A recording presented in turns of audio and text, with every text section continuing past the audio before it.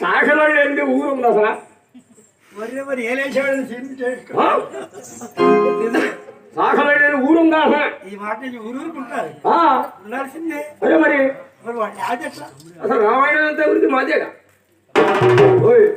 రజకులంటే ఒప్పుకున్నా కానీ రామాయణ తిరిగి మీరు చదువుకున్నవా చదువా సంజయ్? నీకు చదువా సంజయ్? మీరేంటి రామాయణం ఉందా అసలు అంటున్నాం. రామాయణంతో నీకేం పని? అసలు రామాయణ ఇతనికి ఏం పని? సీతమ్మని అడిగి పంపింది ఎవరు? మేము. మంచి పనులు చేశాడు మీరేనా? అందుకనే నా కొడుకు కూడా ఉన్నాడు, పిలుస్తా. ఆయన రజకుల కులం ఏంటో చెప్పన్నా. నీ కులం సంగతి నేను చెప్తాను. చెప్పు. ఎక్కడ పుట్టింది నీ కులం? బండకాడే. గొడ్లు వచ్చే బండకాడ కాదు, ఈశ్వరుడు కులం. ఈశ్వరుడు జన్మించింది వీరభద్రుడు. అవును. వీరభద్రుడు ఈశ్వరుడు భార్య పార్వతి. అవును. భద్రుడు జన్మించింది వీరకంఠం. భద్రుడు జన్మించింది వీరకంఠముడి. అవును. వీరకంఠముడిలో ఎలా జన్మించాడు? ఎట్లా? అందరూ అనుకోవట్లేదా? కాదు, 4 మాటలు చెప్తే కానీ అందరినీ తెలియదు. ఏంటది? దక్షిణమూర్తి యజ్ఞశాలకు వెళ్ళాడు. వెళ్ళింది పార్వతి. నూరూరు కుమార్తెలు దక్షిణమూర్తి. పెద్ద కుమార్తె పార్వతీదేవి. అవును. పార్వతీ భర్త ఈశ్వరుడు. ఈశ్వరుడు పిలవాలి. ఈయన తపస్సులో ఉన్నాడు, ఆయన అలిగిపోయాడు దక్షిణమూర్తి. అందరూ వెళ్ళారు. అందుకే పిలవల పేరంటో పోకూడదని అప్పటి నుంచి వచ్చింది మాట. అంటే నమ్ముడు వాళ్ళకి తెచ్చు అనుకుంటా. కాదు, అయితే పిల్లలు మొగుడు పోక ఆయన పోతే బాగున్నావుగా. శివుడు లేకపోతే ప్రపంచం లేదు కదా. అయ్యా మరి అమ్మగారి ఇల్లు కదా, ఇల్లు వస్తానండి. వద్దు పార్వతి, నీకు పరాభ పడతావు, పుట్టింటికి పెడితే అన్నాడు ఈశ్వరుడు. ఓహో. ఆయన అందరూ అక్క చెల్లెళ్ళు వచ్చారు కదండి. అవును. మరి సూర్యుడి భార్య, చంద్రుడి భార్య, విష్ణు అందరూ 9 అప్పచెల్లెడు. అష్టదిక్కాలు భార్యలో. సరే వెళ్ళి అన్నాడు. శివుడు ఏమంటాడు? భార్య కొద్ది తీరిస్తేనే భర్త అయ్యేది. అంతేగా పాపం. కోరికలు ఎగ్గొడితే ఎట్ట కోరకనే వెళ్ళింది. ఎవరి సంక్రాంతికి పోయింది? వినాయకుడు. పెద్ద కుమారుడు ఎవరు? వినాయకుడు. వినాయకుడు సంక్రాంతికి పోతే ఈయనకి అటువంటి ఏమంటే పగల తెలియదు వినాయకుడికి. భోజనం చూసా, భోజనం చేసి లోపలికి వెళ్ళిపోయాడు.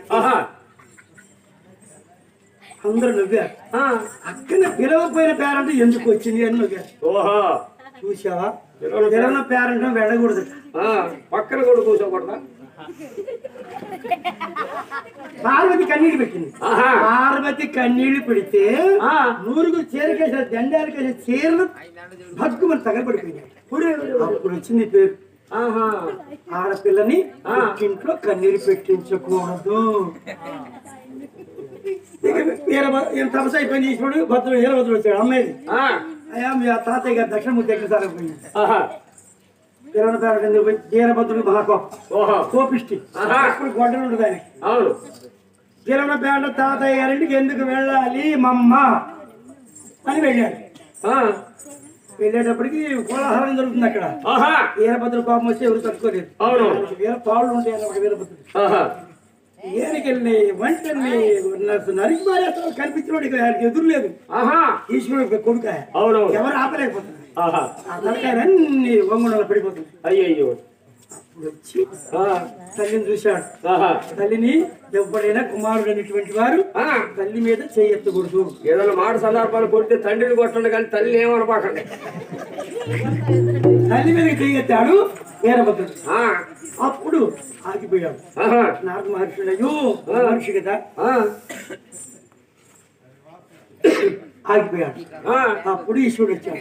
ఈ చనిపోయిన అందరూ బ్రతికించాడు. నా కొడుకు పొరపాటున అందరూ బ్రతికించే అప్పుడు జరిగినది చేయెత్తడం.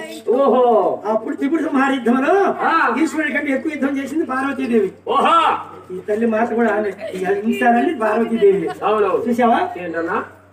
అప్పుడు చెప్పారు బ్రాహ్మణులు, తల్లి మీద చెయ్యవరు ఎత్తుతారో వాడు ఎత్తుకారు తల్లి పట్టదు. అందుకని తల్లి మీద చెయ్యకూడదు.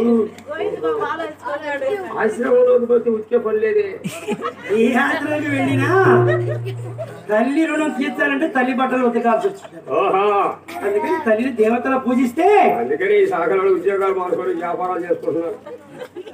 కాదు, వీరభద్రుడికి జన్మించిన వాడు ఆ బండ కింద పుట్టాడు వీరభద్రుడు. అయితే మా కొడుకుని కూడా పిలుస్తా ఉండండి. తల్లికి పుట్టింది శాఖ రజకులం. ఇక పిలుపు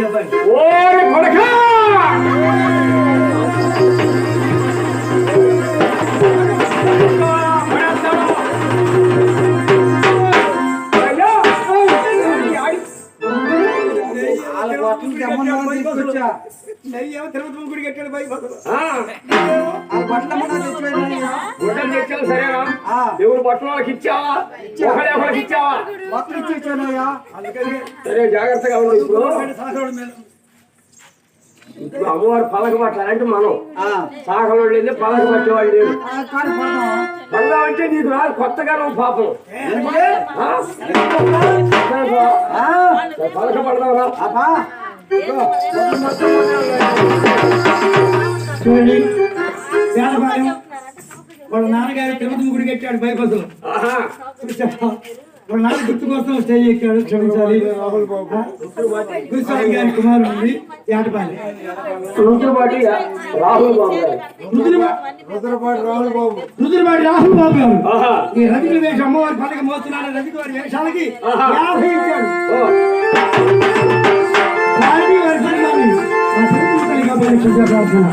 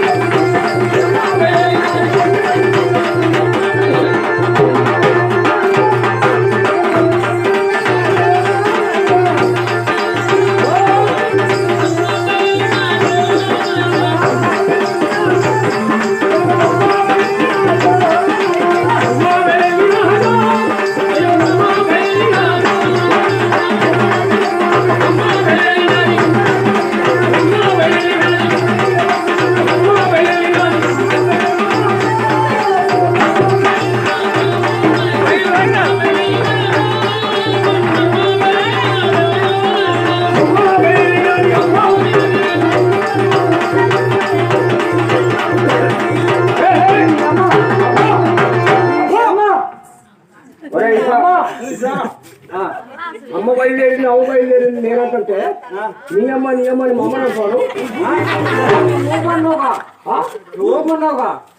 ఏమన్నానని నీ అమ్మ నీ కలిపావా ఇంకేంది జాగ్రత్తగా ధ్యానం చేస్తాడు అనుకున్నాను శ్రీనివాసరావు ఆనందం ఎక్కువైపోయి శ్రీనివాసరావు కూడా మరి రతిక వేషాలకి అడుగు వేశాడు చక్కగా లయలో ఆయన తెల్లారిద్దాం అనుకున్నాడు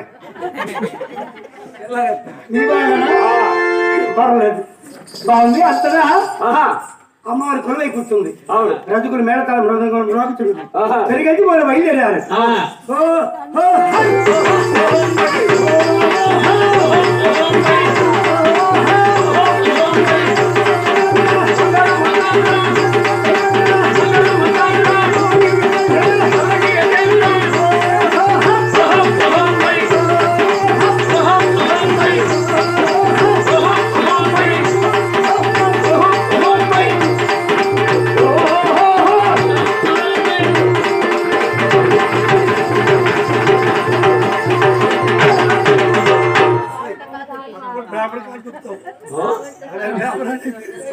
బాధలేదు ఆ విధంగా